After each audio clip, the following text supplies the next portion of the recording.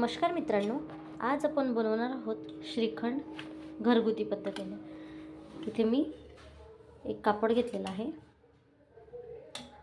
त्यावर आपण दही घालून घेऊयात आणि या दह्यातलं जे पाणी आहे ते पूर्ण काढून घेऊयात। अशा प्रकारे आपल्याला दह्यातलं पूर्ण पाणी काढून घ्यायचं आहे। असं पाणी काढून घ्यायचं आहे पूर्ण।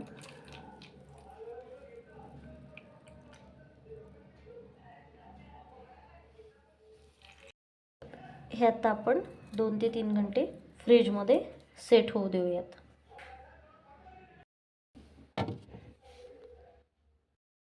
दोन घंटे झालेले आहेत, आता आपण काढून घेऊयात।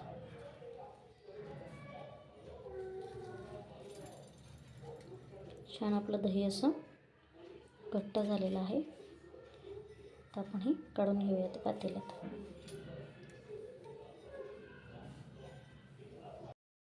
आता आपण हे छान मिक्स करू। फेटायचं आपल्याला हे चांगलं।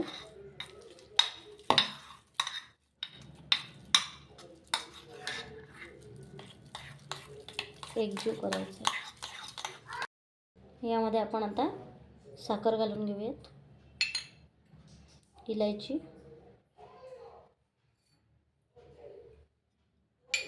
हे पण छान मिक्स करून घेऊयात।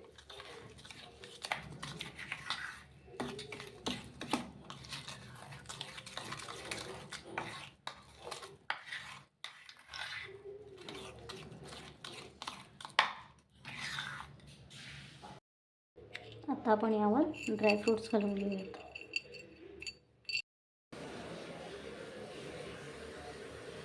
श्रीखंड खाण्यासाठी रेडी आहे। तुम्हाला व्हिडिओ आवडल्यास व्हिडिओला लाईक करा, चॅनलला सबस्क्राईब करा। धन्यवाद।